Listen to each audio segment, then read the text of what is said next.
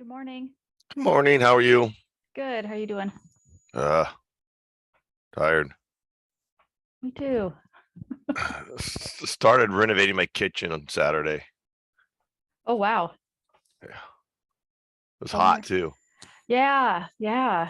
It was I think we topped out at like 104 this weekend over here. Yeah. I think it was 101. It's hot, tired, Yeah, dehydrated. yeah, yeah. Are you guys getting any of the smoke over on that side from the fires? No, huh? We had some. Good morning. Good morning. We had some yesterday come up. Uh, we think from the that California. yeah, the one over in the Klamath National Forest. Yeah.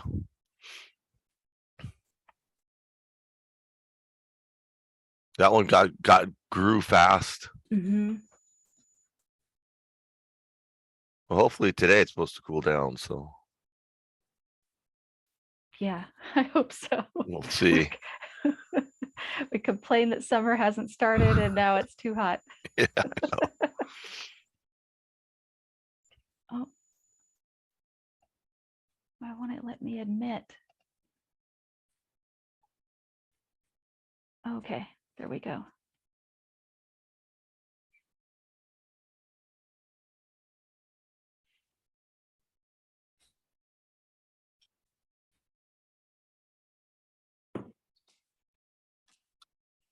Good morning.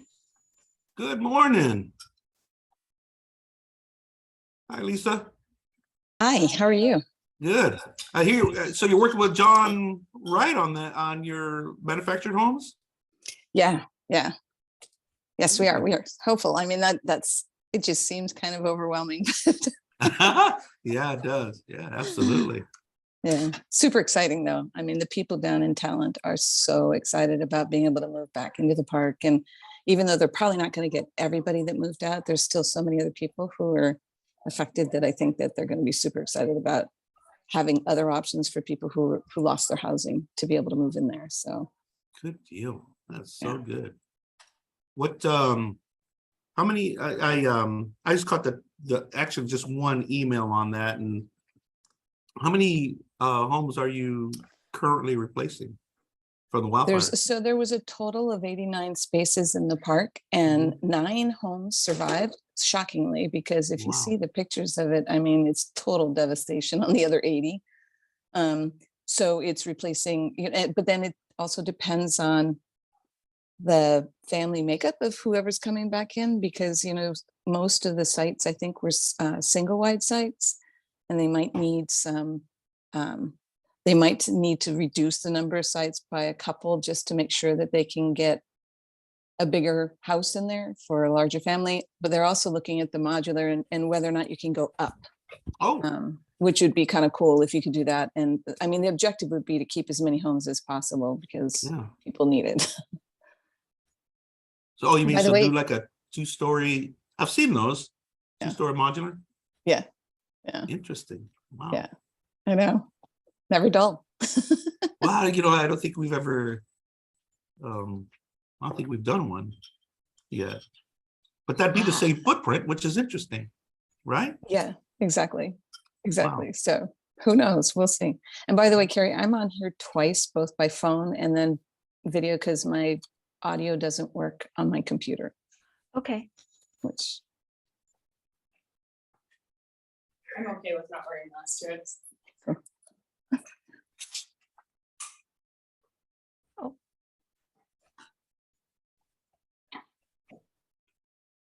Well, I guess we're waiting for everybody else there. Oh, there we go.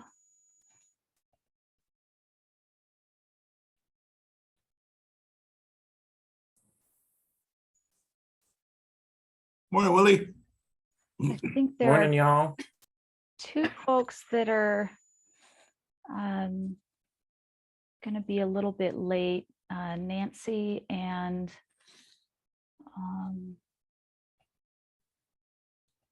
who else said they were going to be late? Arthur. I'm going to be a little bit late. Bill is not going to be able to be here this morning. Oh, Alec, okay.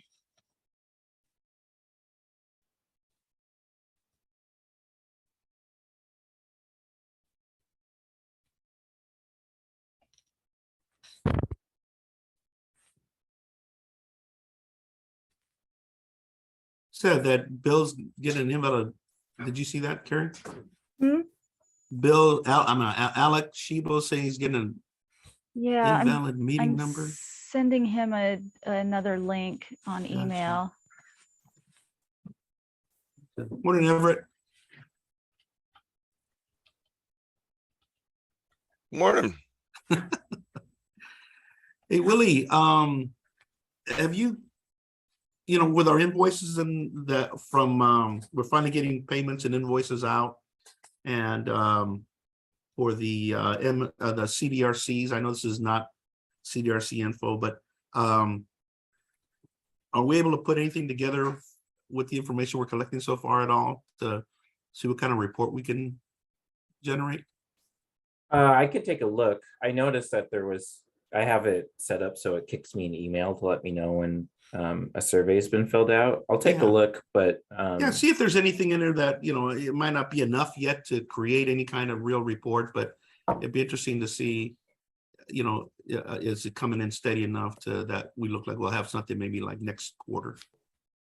yeah, I'll definitely take a look because I think right now I've only noticed maybe 10 or so, not too okay. many. All right, no worries. Thank you, Yeah. sir. Yeah.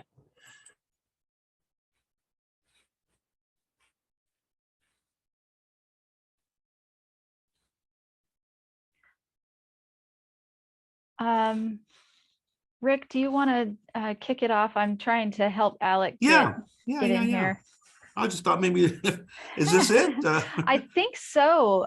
This Okay, morning, well. Nancy and Arthur are going to be a Okay, little bit late, and then Let me get my agenda real quick. I'm sorry, you caught me one-legged there.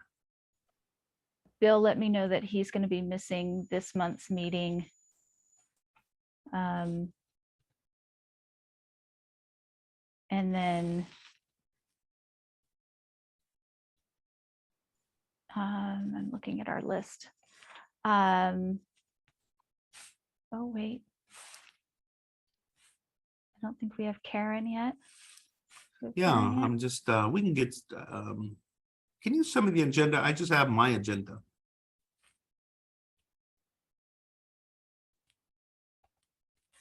And it's not quite your agenda. Is that possible? Yeah. Thank you, I appreciate it.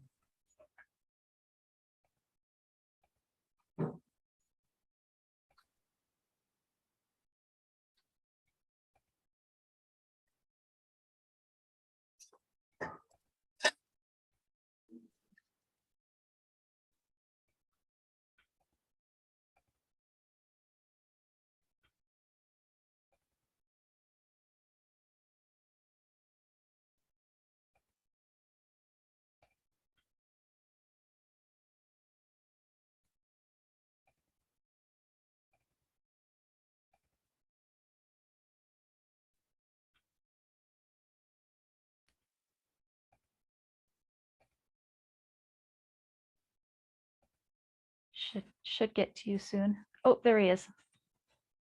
Oh, it worked.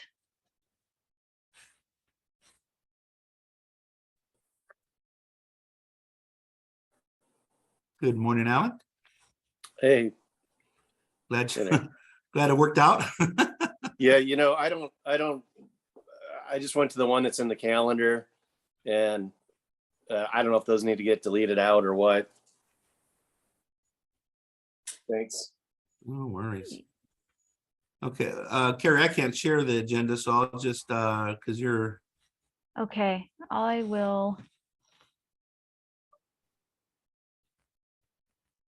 attempt to.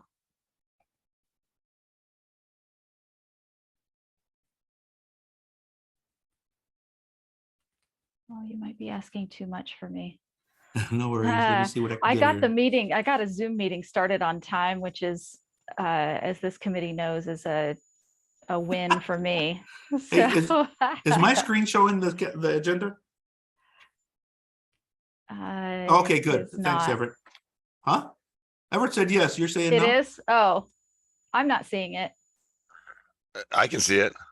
Can everyone If else see it? everybody else can see it, Just give me a I can thumbs bring up if my you can own. see it. Is it, Okay, Yeah. what's the size of that, Everett? Good. Is it okay? Okay, good. All right. Well, good morning. I'm Rick Abrego, Assistant Director for Manufactured Housing. Bill Van Vliet is out today, and we will update him on this meeting with the notes that we take, as well as everyone else. Wanted to welcome you to our August MHAC meeting, and we'll probably one of the main things we're discussing is our pipeline, our manufactured housing replacement program pipeline, the manufactured replacement program, and then we have some rules that we wanted to talk about. We'll talk about the member updates and recruitment plans, what we need to do, who we'd like to talk to. If anybody has any suggestions of interested parties. And then let's see, Bill Van Vliet's tenure is coming to an end, so we need to discuss a new a new replacement. Also going over the intent of NHAC, what we, what the committee's all about, and what directions we want to take. We have a mission statement that was completed, and everybody had reviewed it, but it never was approved. So it's been around for a while, so we really need to get this approved and officially approved so that we'll have it for the committee. And then there's quite a few other things that we need to discuss. Sorry about that, I went too fast. But anyway, let's see. So the first thing we need to do is to just actually, I'll take this down because it's always, to me, it's distracting. Stop share. Anyway, Lisa, do you and Alec and Tanya, I'm not sure if you know everyone. If not, we could do a brief introduction. Shauna McDonough is one of our new staff members. She actually started today, and she'll be in our manufactured housing department, assisting us all and taking on some projects. So just wanted to just briefly introduce the team. If you're not familiar with everybody, we're all new for the most part. I think we've only had a few meetings together, but Carrie is, pretty much represents us, and Everett represents us on the manufactured housing side 90% of the time. And so, Carrie, you want to just briefly introduce yourself, then Everett, and we'll get started on that. Is that okay with everybody? Great. sure. I'm Carrie Hodai.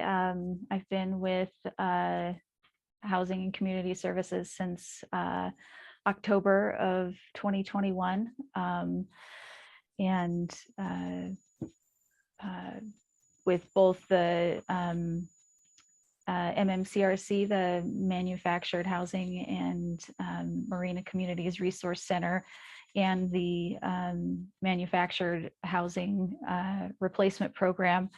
And then up until April, or actually March, was working mainly on rules updates for the Resource Center. And then we had some staff changes happen back in March, and I shifted all of my time over to the replacement program in March and moved into the program manager position, program lead position for the replacement program, and have been focusing all my time on that since then. It's been really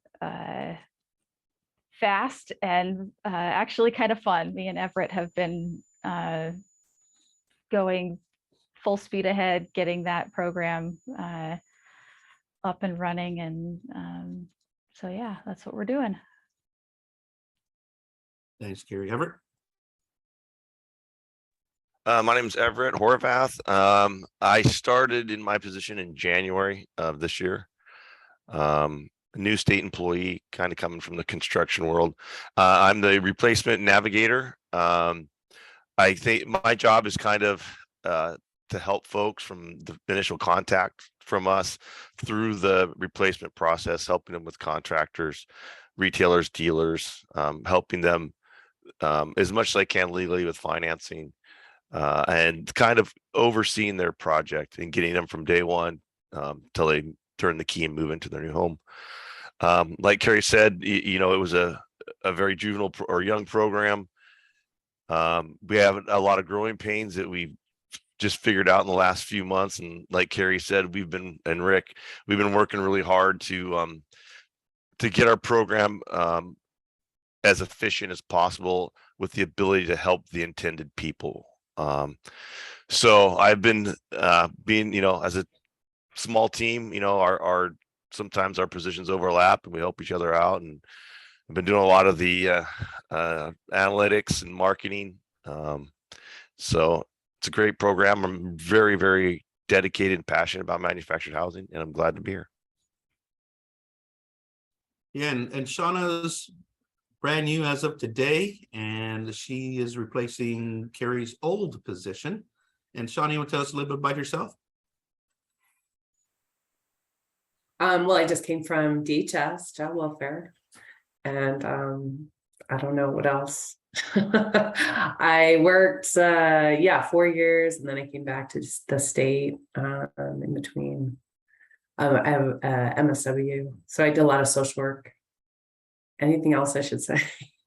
No, Excited to be here. There you go. Thanks. But one of the things that I'll just share real quick is both Shauna and Carrie. It's a mix of both names. They did the same type of work, and sometimes some of their visits went to manufactured housing, and very well aware of some of the conditions people were living in and the types. And so what I liked about both of them, they truly understood what we're trying to do here, and exactly, we don't have to explain the situations. They're already fully aware of it. And so that's why both of them come in with a lot of passion to help us out here, which is exciting for me.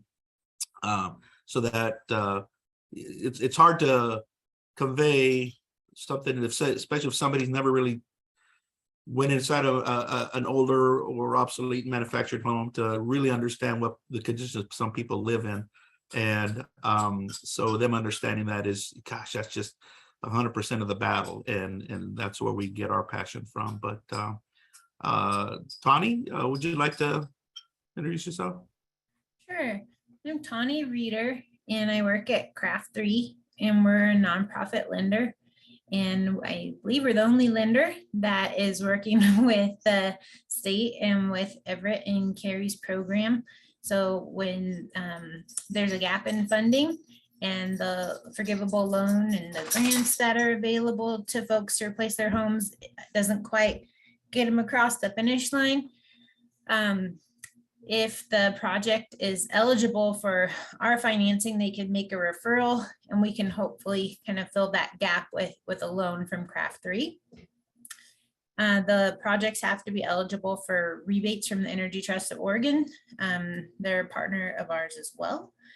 And I work pretty closely with Everett on making sure those referrals qualify and kind of transferring over the customer to fill out an application. I'm a foster parent, so I'm really familiar with your old neck of the woods. I've been one for the last 2.5 years.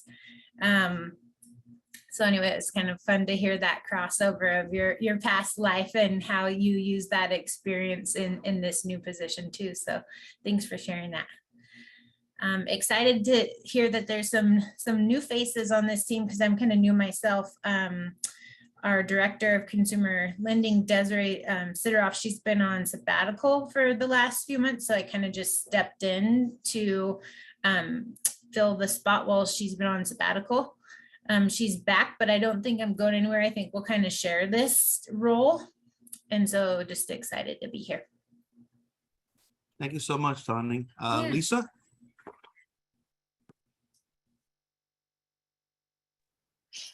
Hi, everybody. I'm Lisa Rogers. I am with CASA of Oregon, and we started the Manufactured Housing Cooperative Development Center in 2008 to help residents in the state form a cooperative, and then purchase the park from the residents. And I think this particular group is a bit of an outgrowth from that, because we were finding that in the parks that we're able to convert, particularly initially, the residents they're really poor parks.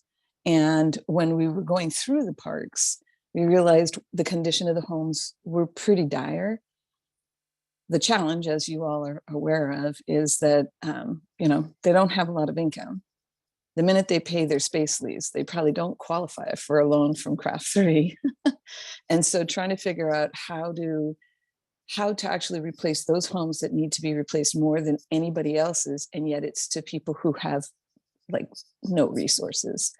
Because I think as I think Bill would say, the low-hanging fruit can be taken care of by this group pretty effectively. But for us, I think we would probably like to push a little bit on how do we effectively get people out of these really dilapidated homes. There's one woman, we were down at Umpqua Ranch Cooperative, and we were working with Energy Trust with Mark, and they had to go in, and when they go in and they do an assessment of the home, because they have to make sure that it would have that energy savings by doing some work on it.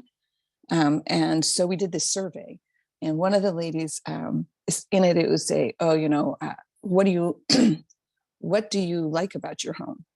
And she says, I like that I own my own home. That's so important to me. And I said, so what do you not like about your home? And she says, well, the hole in the floor by the sink in the kitchen that has mushrooms growing out of it is probably something I don't like. And I just went, oh my God, it just makes you want even more to try to do whatever you can to help them. You don't need to give them a Taj Mahal or anything else, but just something that isn't literally falling down around them. So anyway, that's why I'm here. And actually, Rose Ojeda is the director of the Manufactured Housing Cooperative Development Center program. And she will be she and I, like Tani and Desiree, will probably piggyback on these meetings to make sure that, because there's so much going on that we don't want to miss these meetings. She currently has just, I think, hired like 3 or 4 new people. And so that's where her focus is right now. But once that gets settled down a little bit, she's going to be participating more in these calls. Thanks. Good deal. Maybe we could try to set up a team meetings with Rose, Lisa, at some point, and you just with the department, so that we can get on the same page and figure out where we need to assist more on that. All right, terrific. Thanks so much, Rick. Appreciate it. Absolutely. On Andre, is it Andrea? Andre? Hi. Hi. Did I pronounce that It's correctly? Andre, and good Andre. morning, and I apologize. It's Andre, like the cheap champagne or the rest. But I'm none of this. And are we just doing introductions here? I apologize for being late, Rick. No worries. No, we're just we have such an Introductions? yeah. Okay. I'm Andre, and first of all, sorry for not having my camera on. I tweaked my back, so Oh, I no need to worries. stand. And so anyway, that's why my camera isn't on this morning. Here, let's see, maybe I can do it for a little bit here. I'm a researcher mostly retired, who's done a fair amount of work in manufactured housing. That's what my dissertation was on, were the closures that happened in 2000 to 2007. I was at the meeting where CASA took on the gauntlet of doing the work around organizing and all that stuff. And I'm just here to be friendly and assist in a researchy way as a volunteer any way I can. I'm mostly retired now from teaching research and professional practice. Oh, well, thank you so much for being here. Alec? Yeah, hey, Alex Schiebel, Umatilla Electric Co-op, Morrow, Umatilla County, although I reside in McMinnville. I do government affairs, so I go back and forth from Portland and Salem in non-COVID times. We got involved with the legislation, testified for the bill, been kind of not a meaningful participant in these conversations because it's not our expertise, but a couple of things. One is we're probably the only co-op this side of the Mississippi. We got a $3 million USDA loan to help with manufactured home replacement. We've got one in the pipe. We've got a second one coming. I think they probably work with you guys. And that's kind of our goal is from the utility perspective, these folks are fixed income, they can't afford their heat and we don't turn them off. It's a benefit for our members. So we're just, kind of here to help those ears, keep that conversation with our program. And I think one of the things that we talked about, when this legislation passed, and I think it's on the agenda or future agenda, is really marketing and leveraging the consumer-owned utilities to message, because we have that ability to send bills with statements and information. I can be the conduit to both the statewide for cooperatives, the public utility districts, and the munis. So we've never really gotten that part of it going. So that's why I'm sticking around, because I think I can help you guys, make those connections. Appreciate that, Alec. Really do. Mhm. Willie? Just trying to find mute. Hey everyone, my name is Willie Schumann, he, they pronouns, and I am a research analyst here at OHCS, and I've been assigned to work directly with home ownership. So I'm here to support any kind of data needs, research efforts around manufactured homes. Obviously, it's an area that doesn't have a lot of visibility in the data world. So we're just trying to, use what we have to try to better understand our communities and our programs. But yeah, I'm just here as support. I'm here to listen, and nice to meet you all. Thanks, Willie. And there's a phone number. I don't know if it's one of our that's currently listening, but the 503 number. This is Lauren Winters, with a senior policy analyst with the Division of Financial Regulation. Oh, And hi. as many of you know, we are responsible for licensing parks and manufactured homes. And we worked very closely with the Alliance way back in the day when we created an exception for the mortgage loan origination rules. And I'm just kind of here to be a regulatory listener as to any way we can help you with respect to licensing or questions you may have about that. So thank you for inviting us. Fantastic. Glad to have you here. I think that's everyone. I don't think I missed anyone. Carrie, do you we need to talk about our scheduling? That's just a brief discussion on that. But I'm assuming that's that we're meeting every quarter now. Carrie, is that what that scheduling is about? No, I think what was I think Bill and I had talked about it. It's several months ago now. Is that these meetings have tended to run out of time, and so it was. I'm sorry.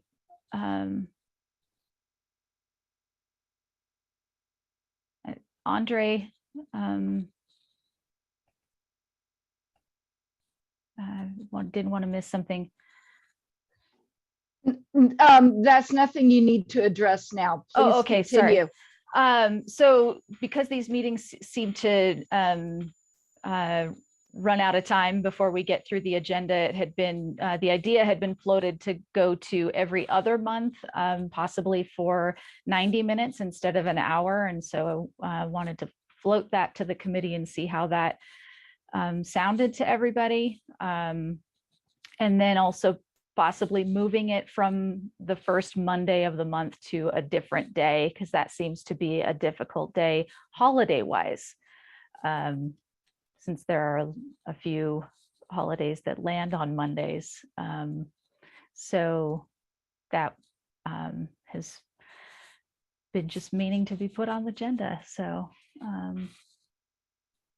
there it is. How does everybody feel about that? Well, like Works for Andre, me.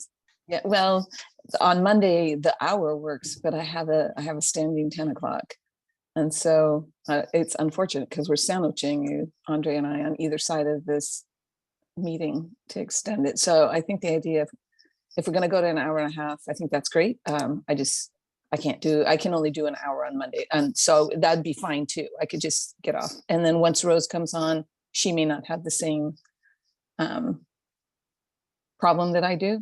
So I don't know if moving it to another day is better for everybody else, but I can at least participate for an hour on Mondays.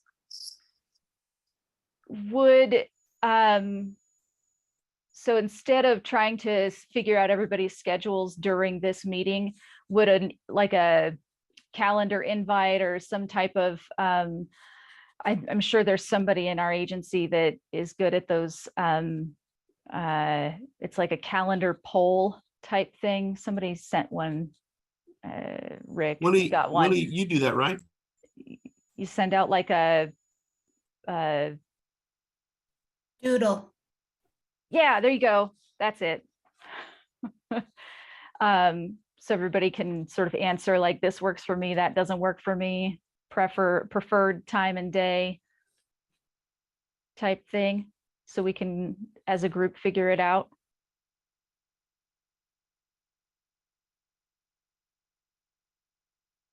Is that a thumbs up or a? Yeah, we'll get something out. We'll figure out whether it's a doodle or, like Willie said, or he texts on there is Okay. we can get a poll going, but we can definitely figure out a day for that. And then the hour and a half sounds better every other month, it sounds like. Okay. Is everybody okay with that? Just a thumbs up on that for now? Good deal. Thank you. Okay. And then we had, the next thing was an update on our current pipeline for the replacement program. And I sent out did everybody get the copy of the updated pipeline? I sent a PDF out last week.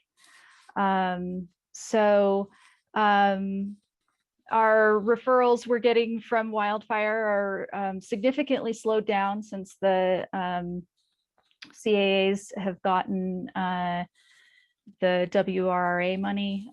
There's, with the exception of some just a handful of wildfire survivors don't, their need might not fit within the qualifications for WRRA. And so we do have them referred to us if, by chance the applicant might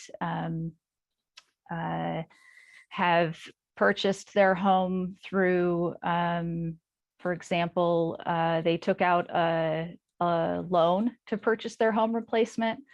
And then needs to refinance. WRA doesn't allow for refinance, but our program does, or they're over 80% of AMI. We're 100% and below, so we'll still take those ones. And then our pipeline has picked up significantly since, I'd say, March. Would you agree, Everett? For the regular program, maybe you can pipe in, Everett, on how many calls you're getting daily, weekly. It's really, it's exciting, I think. And particularly since we've changed our loan maximums. I don't want to lead into the rule changes, but that has really enabled us to put together replacement projects for the folks intended for the regular replacement program. Lisa has a question there. Oh, sorry. Yeah, Lisa? So looking at the report, Mhm. I see that it has the 3 different colors: wildfire, normal, and withdrawal from Mhm. the color coding, right? But the loan amounts that you have, are those all considered like a soft second almost type of loan, a forgivable loan, or are those both payment and forgivable loans combined? Those are all our loans only. And the that's the amounts. forgivable piece, right? Yes, yes. So the ones that have like up to 175,000, those are people that basically are likely only going to use your money. 175 for a home is a lot. It is a lot.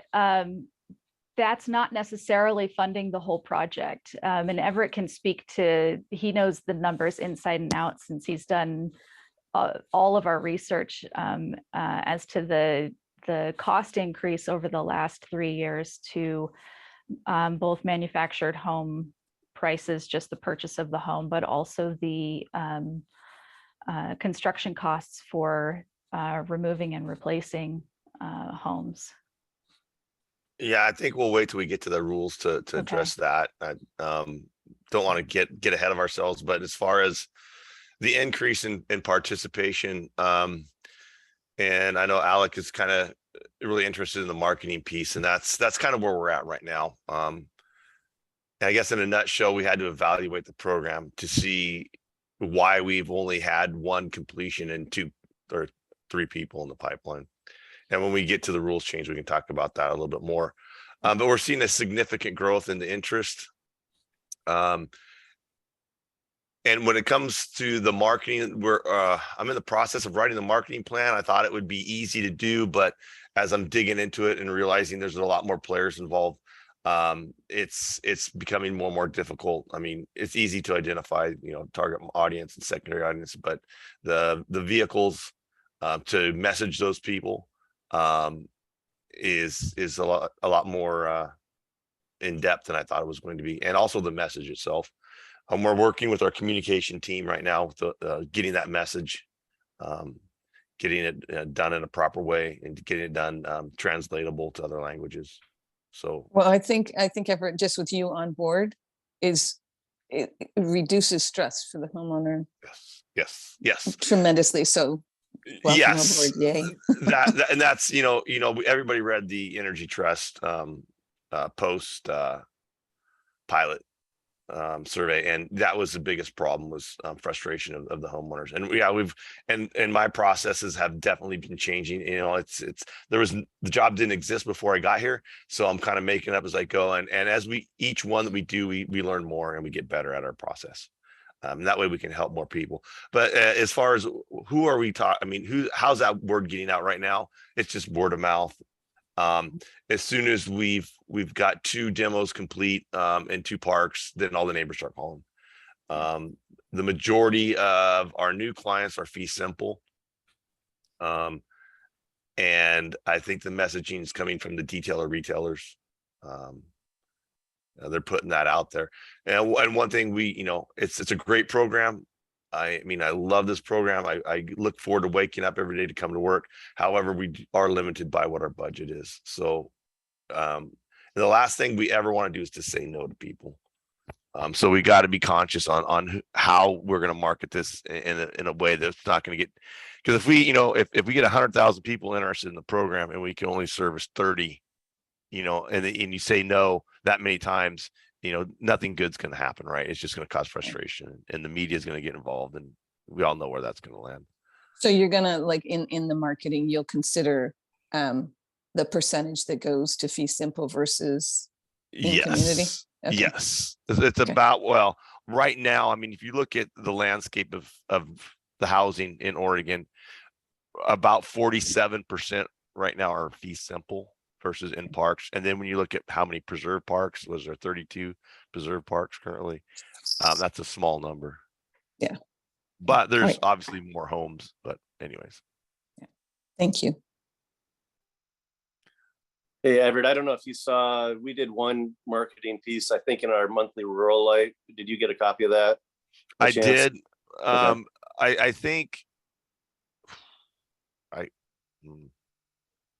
yeah, it was good. It did garner a lot of interest, but I don't think that there was an emphasis put on the income or criteria. Yeah. And I think we got a lot of people that are well over the 100% AMI.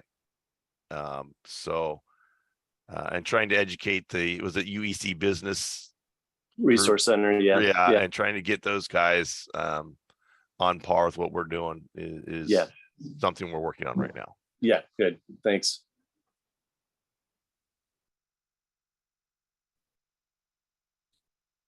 Any other questions about the pipeline or?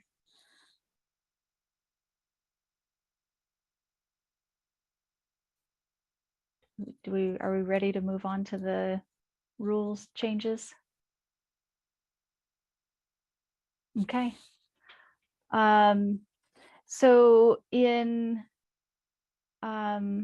did the temporary rules go into effect, Rick? Was it April? No, it was July. Yeah, just July. It just came July? on. Yeah. So and I'm gonna bring them up so I can see what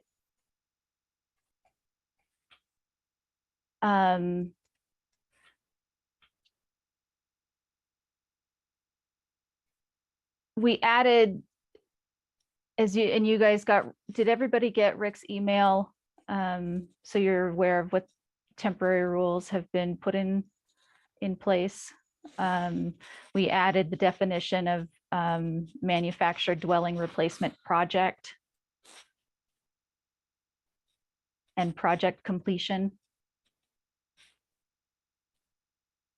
And then the big change to the program, we're increasing the forgivable loan maximums for single and double wide homes.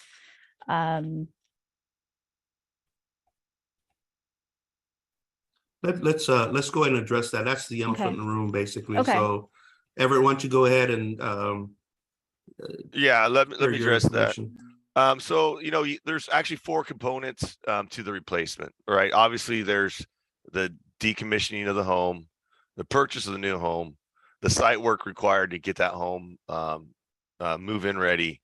And then the 4th and the smallest one is there's going to be temporary housing and storage, right? Because there's going to be a gap between when that home is disposed and the new home is ready to move in.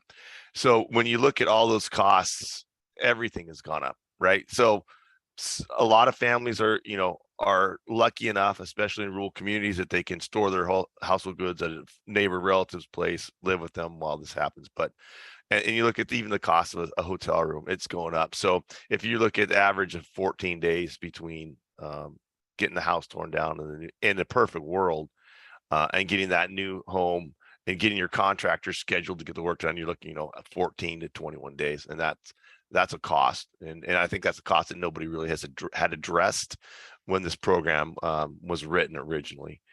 I can tell you that there's absolutely or very little research done when they looked at these loan amounts because they simply did not work. And I'll tell you why, in just a little bit. So then the next obvious cost is the cost of manufactured homes. It's gone up astronomically in the last 3 years.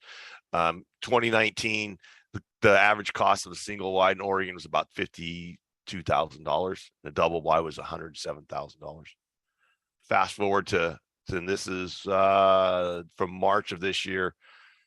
Single wide is average cost 88,000 and a double wide is 172,000. And those are just the average costs, right?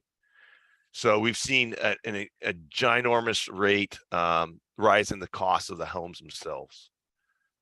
What's leading to that? Well, there's a myriad of things: building costs, labor costs. Obviously, the wildfire has stressed the market in Oregon, so you add the supply and demand. One good note is I was talking to some dealers last week, and it seems like the home prices have stabilized. The problem is we would get a purchase agreement with a dealer for, let's just say, $75,000. And 3 weeks later, it's gone up to $76,000. In 3 weeks, that's how rapidly the home prices were going up. And now let's look at construction costs. Okay, construction costs has gone up over almost 60% in the last 3 years. And I believe this year, and this data is all from HUD, it's on track to go up like 26% just this year alone. So what used to cost $20,000, $25,000 for site work, and now is $40,000, $45,000. And then you have to, factor in the unique building codes of each jurisdiction, and that can raise those costs. The reality is there's a lot of older folks who live in manufactured homes, so you have to take into account the cost of ADA accessibility, right? I mean, to build an ADA ramp now is close to $4,000 to build it to code. So these costs had gone up considerably. And so now you look at those former rates that we had of $50,000 and $75,000. Well, why wouldn't it work? Okay.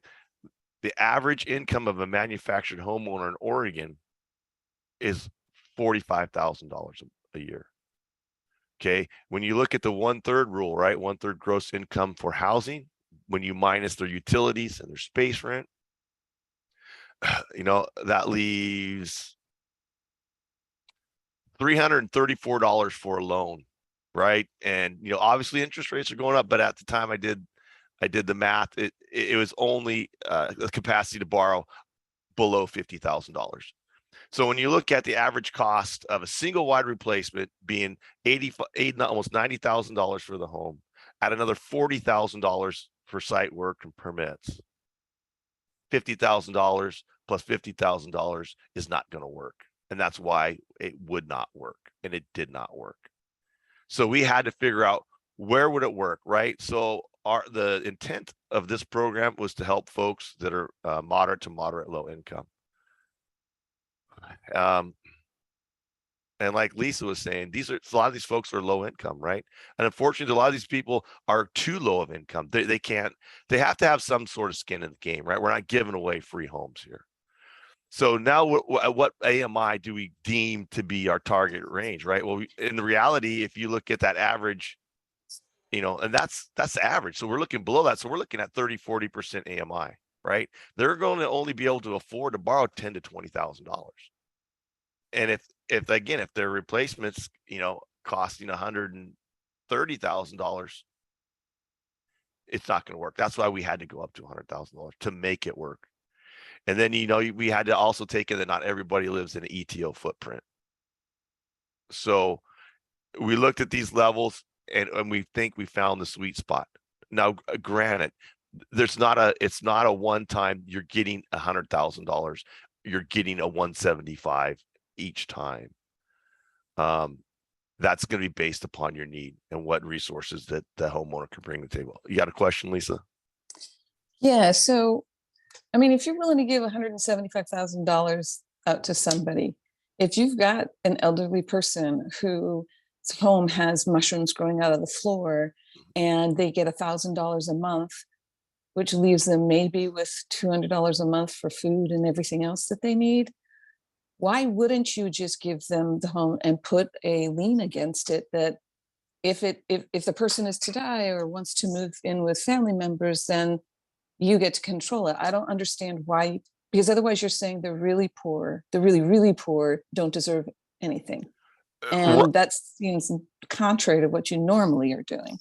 I'm I'd like to pipe in on that. Yeah, go ahead, Carrie. Regarding our other proposed rule changes is that we're not. There's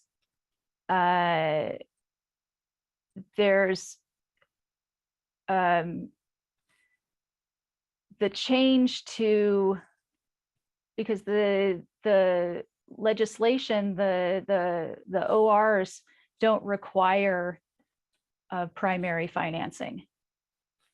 It allows our agency to provide loans to purchase replacement manufactured homes. It doesn't require primary financing. Did that So- change, Carrie? Because the original statute said that you had to have a loan in the individual had to participate in some lending capacity, which is why we pressed Tawny and Craft 3 so hard.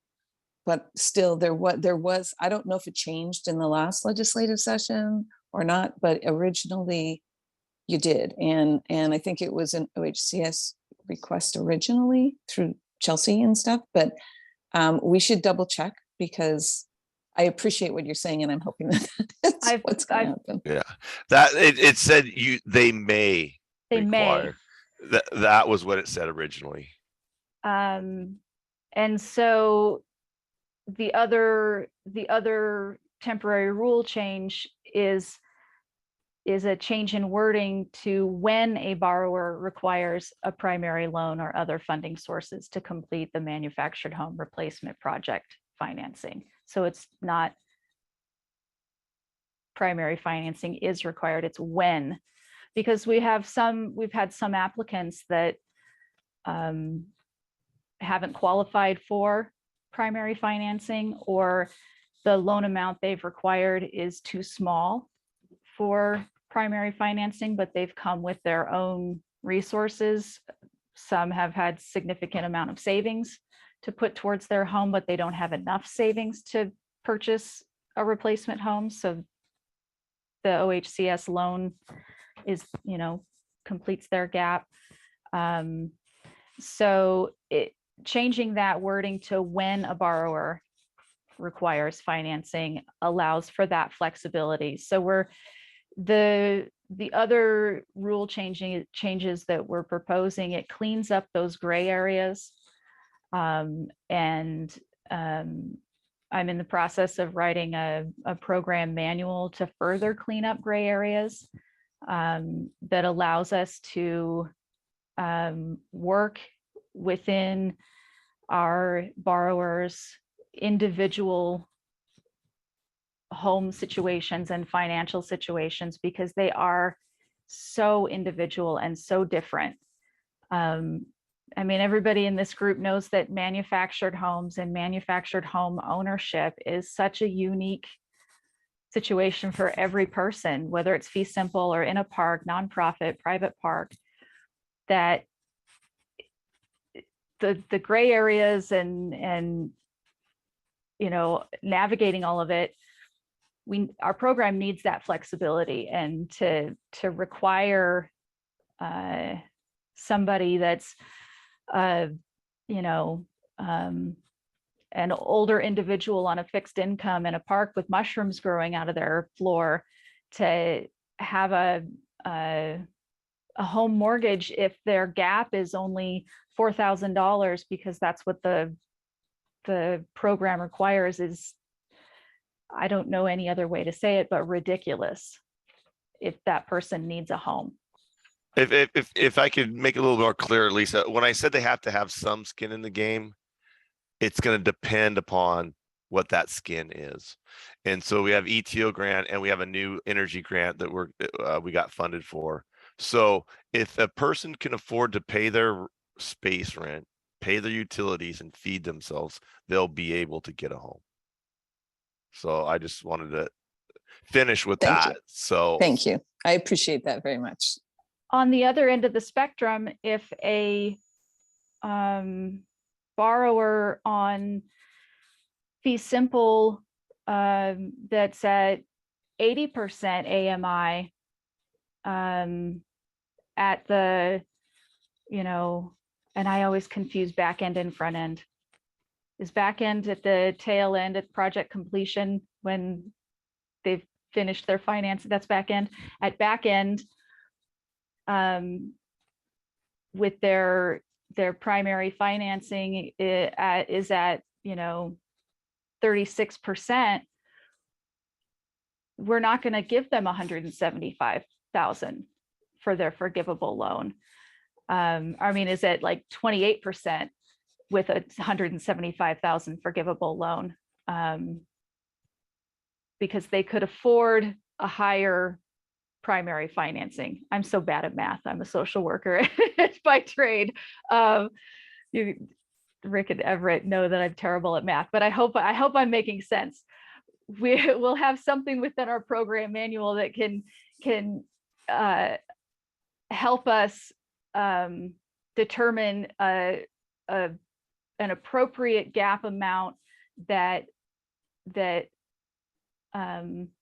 determines their need based on what they can afford, so that it's not an automatic everybody gets $175,000, so that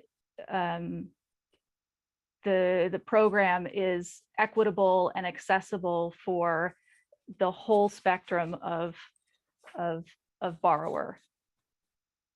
Arthur has a question. Thank you. Appreciate that, Rick. Everett, Oh, I'm these sorry. marginal borrowers you're describing that can only borrow $10,000 or so, are they able to maintain their homes? Do they really have the financial wherewithal to be a homeowner and keep up with it?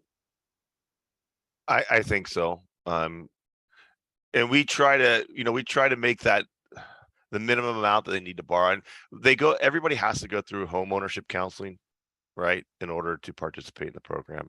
And that's where we see where they're at. Does that make sense? So we see, how much their monthly expenditures are versus what their income is versus what they're able to reasonably, contribute, and then what they can afford at the end of the day. We do have to make sometimes those judgment calls, but yeah. Does that Do they have the money answer? to paint it occasionally and clean the gutters and, patch and repair things? Yes. Does that make sense? Yeah, the intent currently is to stay, stay and keep it where it was before. Basically, with the expenses they had before they lost their home, what was that expense? Now we got to add a loan, we got to add all these different things. And so, these maximums aren't, hey, this is what you're going to get, is what Carrie's alluding to. It's up to this amount, so that we're trying to match their previous expenses so that they're getting, they're trading up, but they're not expensing up. We're trying to keep it all within that. And part of the rules that we're trying to revise is to keep that 28 to 30% in debt ratio, so that the big deal right now is predatory lenders. So that predatory lenders doesn't come in and say, we're going to charge all this and give you all this, but yet their payment is going to be so exorbitant they can't afford anything. And so we're also trying to monitor that, trying to keep it right where it needed to be or needs to be and needs to stay. And so that's really the intent of all these rule changes, is to not make it so burdensome. I know, and we're running out of time. We always do, unfortunately. But the other thing too is that, which is always a question that comes up, two of them are that we're replacing like for like, and that's a big deal right now. Is we're replacing, if you had a single wide or you had a double wide, we're replacing the single wide with a single wide. If you had a double wide, we're replacing it with a double wide. There's some requests have been, I lost a single wide, but my family's bigger, so I want a double wide. Well, again, that's not the intent of the program. It's a replacement program for what you lost. Now, if someone comes in and says, I know I had a single wide, but I also have money and I have insurance money and I'd like a double wide, if number one, if the park owner can give you a space that's for a double wide, that's fine. But we're always going to replace the like, which was a single wide money. So you'd get $100,000, and then they would have to come up with the difference for that double wide.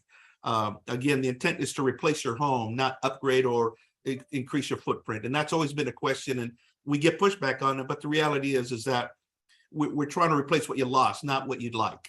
And so I know it sounds maybe mean spirited, maybe not, but we're making best efforts. And the downside is that if we start replacing and increasing, then who wouldn't want a bigger home? And then all of a sudden our costs are all double wides, right?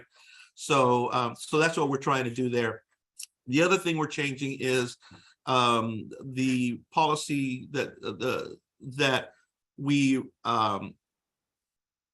paid off existing loans, and we had kind of purify that language a little bit more so that it's true debt, not napkin debt, not it's on a college rule paper saying I lent my son this much money, or I lent my kids this money, and so here's my debt, now you want us to pay that off. I mean, it's the true debt is interest rate, payments, term, it's a full debt, notes and everything.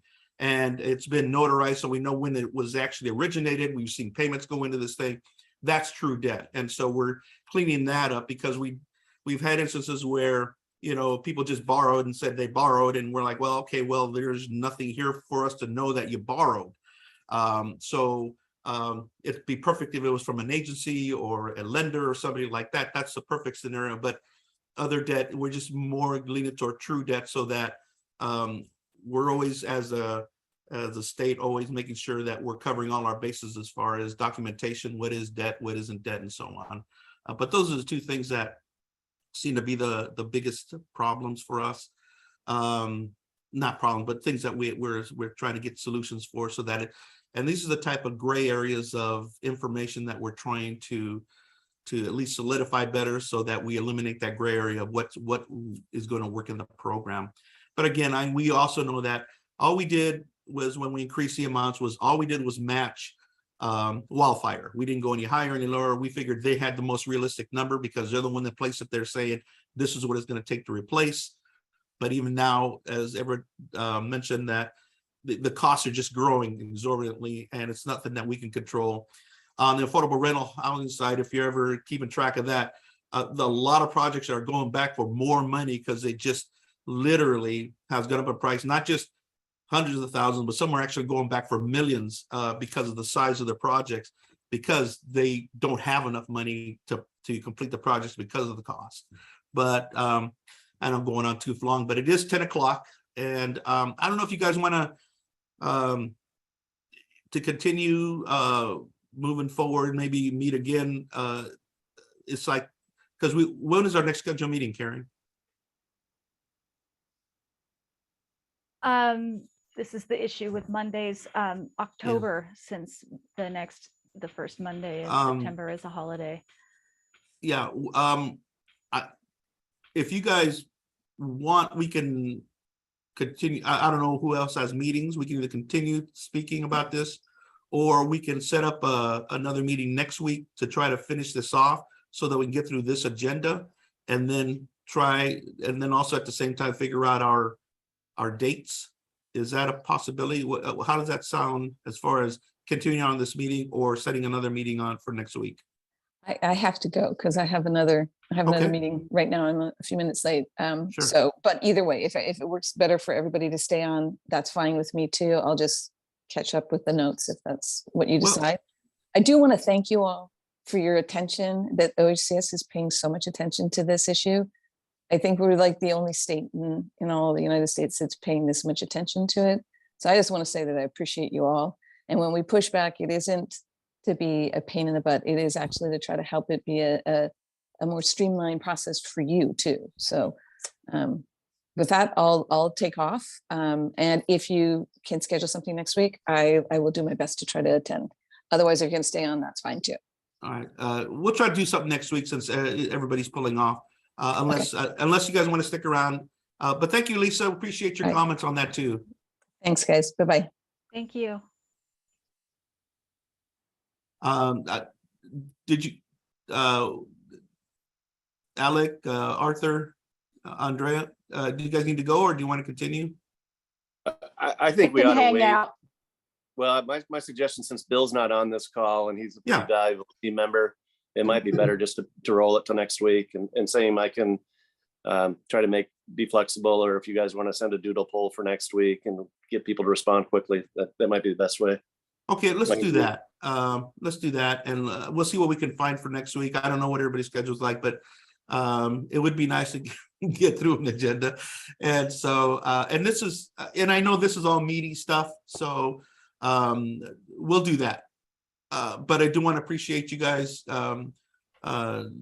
just commenting on everything, and hopefully we're doing the job you guys are expecting us to do. Anything, Carrie, Everett? No, Can I just say one quick thing? Which is kudos. Okay, thanks. That's what I wanted to say. thank you, Andre. Thank you. All right, guys, we'll let you go then and we'll just talk to you guys later. Thank you. You guys want to hang on for a little bit? Let's end for this and Yeah, do I'll we jump wanna back meet on. Teams. Yep. Yeah. Yeah, All right. I'm gonna take a pee break, so. Oh, yeah. Bye. Okay. All right.